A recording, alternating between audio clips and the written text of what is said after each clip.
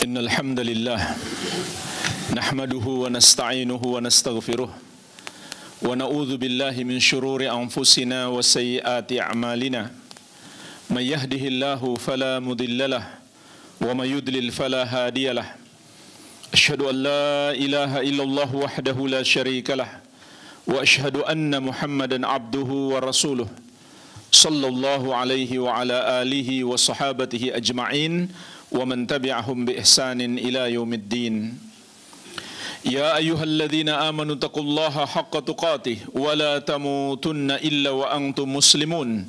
Ya ayyuhan nasu taqu rabbakumul ladzi khalaqakum min nafsin wahidah wa khalaqa minha zawjaha wa batha minhuma rijalan katsiran wa nisaa wattaqullaha alladzi tasaaluna bihi wal arham innallaha kana 'alaikum raqiba. Ya ayyuhalladzina amanu taqullaha wa qulu qawlan sadida yuslih lakum a'malakum wa yaghfir lakum dhunubakum wa may yuti'illaha wa rasulahu faqad faza fawzan 'azima. Amma ba'd. Fa ikhwani fid din, kaum muslimin jamaah salat Jumat yang saya cintai dan saya muliakan, rahimani wa rahimakumullah. Semoga Allah Subhanahu wa taala senantiasa mencurahkan rahmatnya kepada kita sekalian. Bukti terbesar dan tanda yang paling agung yang menunjukkan bahwa kita benar-benar cinta dan sayang kepada keluarga kita, kepada anak dan istri kita dan semua keluarga kita adalah kita menjaga mereka dari api neraka. Karena penderitaan di api neraka adalah penderitaan yang sangat pedih, melebihi semua musibah, melebihi semua rasa sakit, melebihi semua penderitaan apapun di dunia ini. Jangankan dibandingkan dengan penderitaan di neraka. Semua bentuk azab kubur jauh lebih dahsyat dari semua penderitaan di muka bumi ini. Maka seseorang yang menyayangi keluarganya, menyayangi anaknya, menyayangi istrinya, dia jaga mereka dari api neraka. Gimana caranya jemaah sekalian kita menjaga keluarga kita dari api neraka? Perhatikanlah firman Allah Subhanahu wa taala. Ya ayyuhalladzina amanu qu anfusakum wa ahlikum nara. Wahai orang-orang yang beriman, jagalah dirimu dan keluargamu dari api neraka. Sahabat yang mulia Ali bin Abi Thalib radhiyallahu anhu menjelaskan, maksud menjaga keluargamu dari api neraka adalah allimuhum addibuhum. Ajarkan kepada mereka ilmu agama. Lakukan amar ma'ruf nahi mungkar kepada mereka. Perintahkan kepada mereka melakukan apa yang Allah perintahkan. Larang mereka untuk melakukan apa yang Allah larang. Dan berikan hukuman-hukuman yang ringan apabila mereka melanggar ajaran agama. Itu maksudnya menjaga keluarga kita dari api neraka. Ini bukti terbesar kalau kita memang sayang kepada keluarga kita, melebihi tatkala kita memberikan kepada mereka kebutuhan hidup mereka, sandang pangan dan papan mereka. Menjaga mereka dari api neraka itulah kewajiban kita yang Allah bebankan di pundak kita, para ayah, para suami, untuk keluarga kita, untuk anak dan istri kita, yang kelak Allah Subhanahu wa taala akan mintai pertanggungjawaban pertama sekali.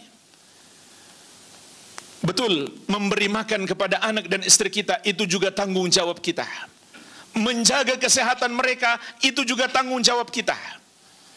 Tapi ingat, ada yang lebih besar, ada yang lebih wajib, yaitu memberikan pendidikan ilmu agama kepada mereka. Karena dengan itulah hidup mereka terbimbing di dunia ini, sehingga mereka meraih ridha Allah dan selamat dari azab Allah. Seorang ayah yang tidak memberikan pendidikan agama kepada anaknya, seorang suami yang tidak memberikan pendidikan ilmu agama kepada istrinya, maka dia bukan orang yang sayang kepada keluarganya.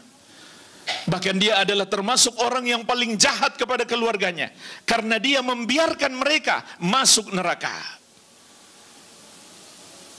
Oleh karenanya jemaah sekalian, kita perlu usaha agar kita sukses, agar kita berhasil dalam pendidikan agama untuk keluarga kita. Maka di kesempatan ini saya ingin mengingatkan, paling tidak ada 3 hal yang harus kita miliki agar kita mampu melakukan tanggung jawab kita terbesar kepada keluarga kita, yaitu memberikan pendidikan agama. Yang pertama adalah kita sendiri harus tahu ilmunya. Artinya kita harus belajar. Gimana caranya kita mendidik anak kita kalau kita sendiri nggak tahu ilmunya? Gimana caranya kita menasehati istri kita kalau kita nggak tahu apa yang mau kita sampaikan berupa nasihat-nasihat, ajaran-ajaran ilmu agama? Maka kita sendiri harus belajar. Dan ilmu yang paling kita butuhkan untuk pendidikan keluarga kita ada 3 ilmu. Yang pertama, ilmu tauhid. Ilmu tentang iman kepada Allah Subhanahu wa taala. Ajarkan kepada anak dan istri kita bahwa hanya Allah dialah Rabb kita, yang mencipta, menguasai dan mengatur seluruh makhluk. Maka hanya Dia yang berhak disembah. Semua yang dituhankan atau disembah selain Allah Subhanahu wa taala itu salah. Oleh karenanya seluruh nabi dan rasul diutus untuk misi ini. Walaqad ba'atsna fi kulli ummatin rasulan an ibudullaha wajtanibut taghut. Dan sungguh kami telah mengutus pada setiap umat itu seorang rasul. Setiap rasul mengajari kaumnya, sembahlah Allah dan jauhilah taghut. Tauhid itu bukan sekedar menyembah Allah, tapi juga menjauhi taghut. Taghut itu artinya yang disembah atau yang dituhankan selain Allah Subhanahu wa taala. Menuhankan atau menyembah kepada selain Allah, itulah yang disebut dengan dosa syirik, dosa terbesar. Tanamkan kepada anak dan istri kita, dosa syirik itu dosa yang paling berbahaya. Lihatlah jemaah sekalian, bagaimana Allah memuliakan seorang Luqman. Padahal beliau bukan siapa-siapa, bukan seorang nabi dan rasul, bukan pula sahabat Nabi Muhammad SAW. Tapi namanya begitu harum sampai dijadikan satu nama surat khusus dalam Al-Quran.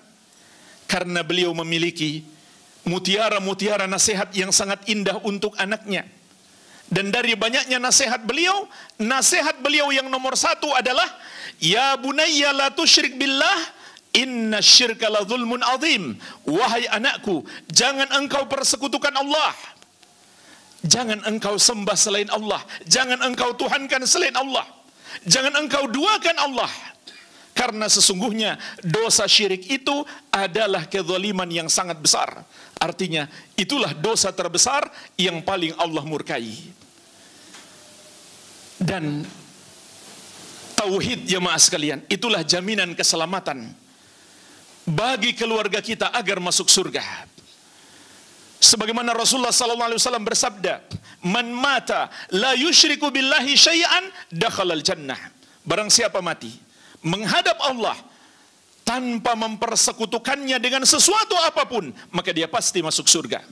Wa man mata yusyriku bihi syai'an dakhalan nar. Dan barang siapa mati menghadap Allah dalam keadaan membawa dosa syirik, dosa menuhankan atau menyembah kepada selain Allah, maka dia pasti masuk neraka. Oleh karenanya ini pendidikan yang paling utama. Yang kedua jemaah sekalian, ilmu tentang bagaimana tata cara beribadah kepada Allah dengan benar sesuai petunjuk Nabi Muhammad SAW.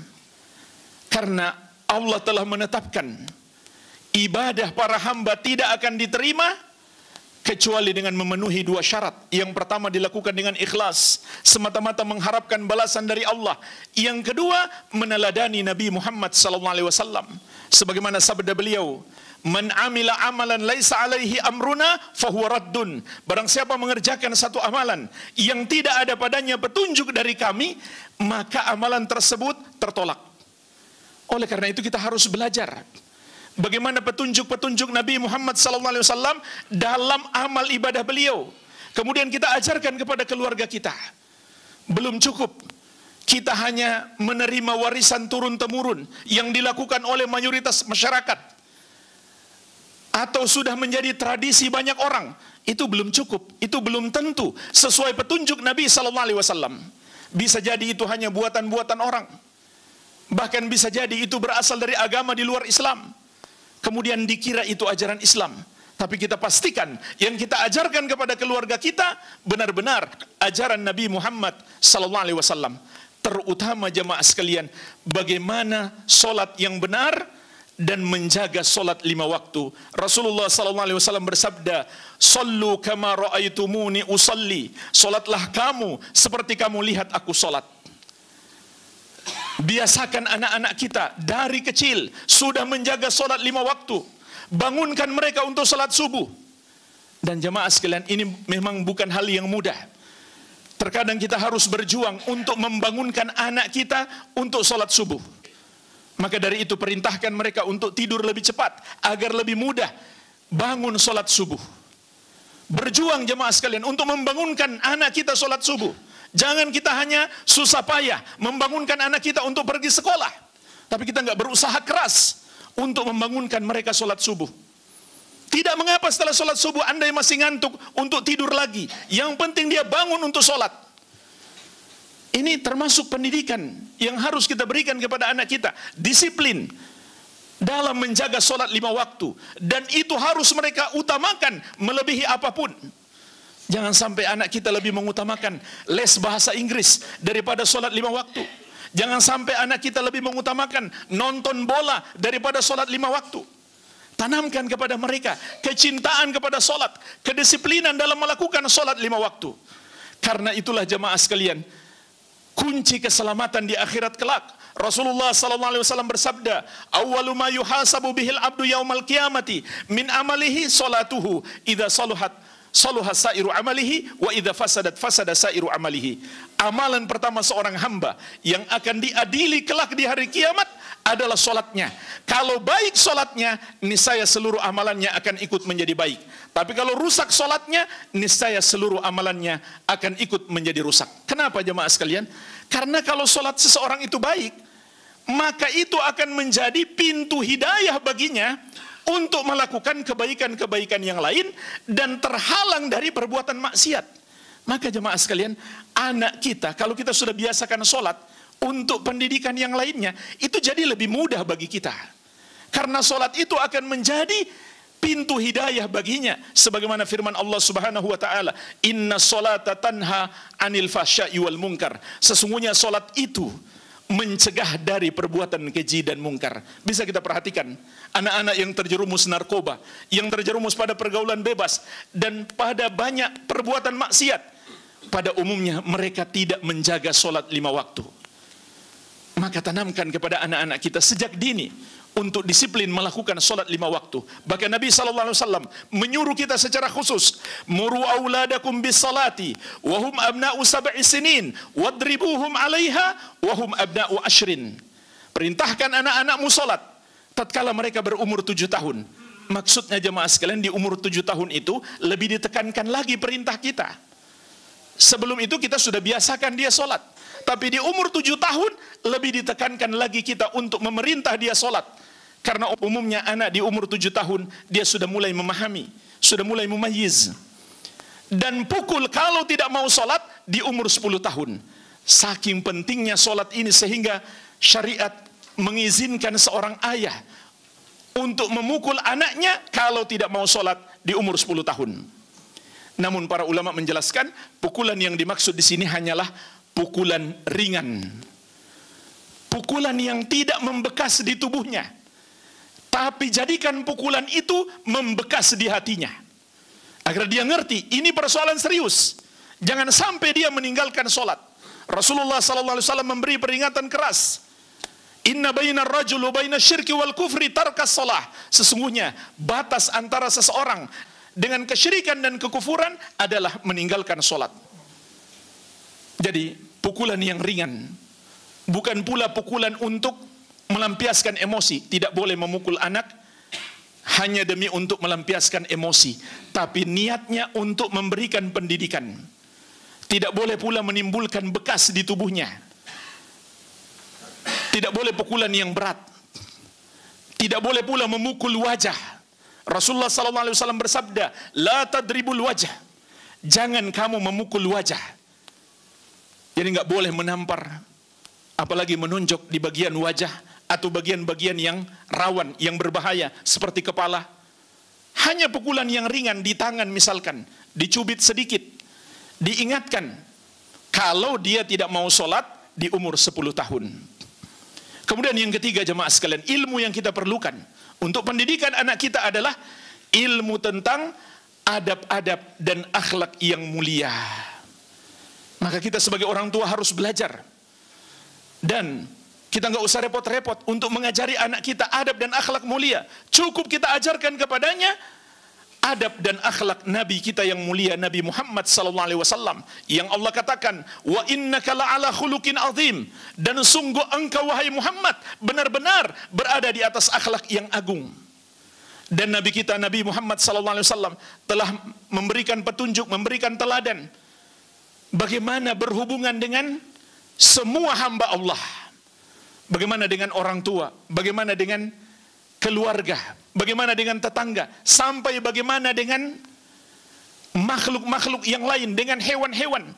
Beliau telah memberikan kepada kita sebaik-baiknya teladan. Dan apabila kita ajarkan kepada anak-anak kita dalam semua sisi kehidupan, berusaha meneladani Nabi Muhammad SAW, itulah jalan agar anak-anak kita dicintai dan disayangi oleh Allah Subhanahu wa taala. Sebagaimana firman Allah, "Qul in kuntum tuhibbunallaha fattabi'uni yuhibbukumullah wa yaghfir lakum dzunubakum." Katakan wahai Muhammad, sampaikan kepada umatmu, kalau kalian benar-benar cinta kepada Allah, ikutilah aku, ikutilah Rasulullah sallallahu alaihi wasallam. Yuhibbukumullah, barulah Allah akan mencintaimu, wa yaghfir lakum dzunubakum, dan mengampuni dosa-dosamu, wallahu ghafurur rahim, dan Allah Maha Pengampun lagi Maha Penyayang. Kalau kita pingin keluarga kita disayangi, dicintai oleh Allah Subhanahu wa taala dan diampuni dosa-dosa mereka, ajarkan kepada mereka dalam setiap sisi kehidupan untuk berusaha meneladani Nabi Muhammad sallallahu alaihi wasallam. Dan beliau telah memberikan petunjuk kepada kita dalam semua sisi kehidupan. Bagaimana masuk WC, bagaimana di dalam WC, bagaimana keluar WC, bagaimana menggunakan pakaian, bagaimana melepas pakaian, bagaimana adab-adab mau tidur, kemudian adab-adab bangun tidur. Seluruh adab-adab beliau sudah ajarkan kepada kita. Adab makan, adab minum, adab masuk rumah, adab keluar rumah. Ini perlu kita pelajari untuk kita ajarkan kepada anak-anak kita. Wabillahi taufik. Alhamdulillah. Wassalatu wassalamu ala rasulillahi wa ba'd. Fa ikhwani jamaah salat Jumat kaum muslimin yang saya cintai dan saya muliakan, rahimani wa rahimakumullah. Termasuk usaha kita menjaga adab dan akhlak anak kita adalah memperhatikan dengan siapa dia berteman. Karena Rasulullah SAW telah mengingatkan, al-mar'u ala dini khalilih, falyanzur ahadukum man yukhalil. Seseorang itu tergantung agama sahabat dekatnya, teman karibnya, teman bergaulnya. Maka hendaklah setiap kalian memilih siapa yang akan dia jadikan teman dekatnya. Kita sebagai orang tua harus paham dengan siapa anak kita berteman. Pisahkan dia kalau dia berteman dengan anak-anak yang bisa memberi pengaruh buruk kepadanya. Jangan sampai kita sudah capek-capek mendidik dia karena kenal teman yang buruk di luar rumah, dengan cepatnya dia menjadi rusak. Dan ketahuilah jemaah sekalian, termasuk teman di masa modern yang telah banyak membahayakan anak-anak muda kita adalah gadget. Pergaulan mereka di medsos, apa yang mereka buka di YouTube, ataupun apa yang mereka tonton di televisi. Ini tidak sedikit yang merusak. Jangan kita lepas begitu saja HP kepada anak-anak kita. Awasi apa yang mereka tonton di YouTube, dengan siapa mereka berteman di Facebook, di Instagram. Apa yang mereka buka, video apa yang mereka tonton. Ini kita harus tahu sebagai orang tua. Banyak anak-anak muda yang rusak karena pergaulan di medsos dan karena tontonan-tontonan di YouTube. Bahkan mereka mempelajari semua kejahatan, semua perbuatan maksiat dari YouTube dan dari medsos. Ini jemaah sekalian, 3 ilmu yang kita perlukan. Kemudian yang kedua, agar kita sukses dalam mendidik keluarga kita, berikan teladan yang baik. Artinya kita sendiri harus berusaha menjadi orang soleh, menjadi orang yang bertakwa kepada Allah. Dan lebih dulu kan Allah suruh, ku anfusakum, jaga dirimu dulu. Kemudian wa ahlikum nara, dan keluargamu dari api neraka. Jadi jangan sampai kita menjaga keluarga kita sementara kita tidak menjaga diri kita sendiri. Kita harus berusaha untuk selalu bertakwa kepada Allah, karena sesungguhnya sebaik-baik pendidikan adalah keteladanan yang baik. Itulah yang umat ini melihat kepada nabinya Muhammad SAW. Telah memberikan kepada kita sebaik-baiknya teladan. Beliau tidak hanya bisa menyampaikan, tapi beliau mengamalkan ilmu yang beliau sampaikan. Dan ketahuilah jamaah sekalian, tatkala kita mendekatkan diri kepada Allah, tatkala kita berusaha menjadi orang soleh, maka di antara balasan yang Allah berikan, Allah akan menjaga keluarga kita. Di surat Al-Kahfi, tentang 2 orang anak yatim yang dijaga oleh Allah, harta mereka pun dijaga, sehingga Allah memerintahkan Nabi Khidir untuk membangun pagar yang di bawahnya ada harta kedua anak tersebut. Maka Allah menjelaskan kepada kita mengapa kedua anak itu dijaga. Wa kana abuhuma solihah, karena orang tua kedua anak itu adalah orang soleh. Ibnu Abbas radhiyallahu anhu mengatakan, hufidha bisalahi abawayhima. Kedua anak itu dijaga oleh Allah karena kesolehan kedua orang tuanya. Terlebih lagi jemaah sekalian, kita nggak akan sanggup terus menerus mengawasi anak kita. Apalagi ketika dia sudah beranjak dewasa, dia pergi entah kemana, kita nggak tahu pasti. Terlebih lagi jemaah sekalian, tatkala kita sudah meninggalkan dunia ini, maka sebaik-baiknya penjagaan adalah kesolehan kita. Karena dengan itu Allah akan menjaga keluarga kita. Kemudian yang ketiga, ini yang bisa saya sampaikan jemaah sekalian, yang terakhir, agar kita sukses mendidik anak dan istri kita, agar kita berhasil mengantarkan mereka untuk masuk surga, hendaklah kita bersungguh-sungguh dalam berdoa kepada Allah Subhanahu wa ta'ala. Dekatkan diri kita kepada Allah agar doa kita dikabulkan, dan berdoa dengan penuh kesungguhan, dengan kehadiran hati.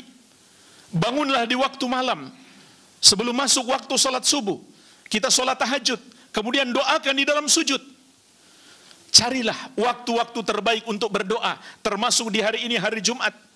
Di antaranya ba'da asar sampai maghrib, itu adalah waktu yang sangat mustajab untuk kita perbanyak doa di hari Jumat.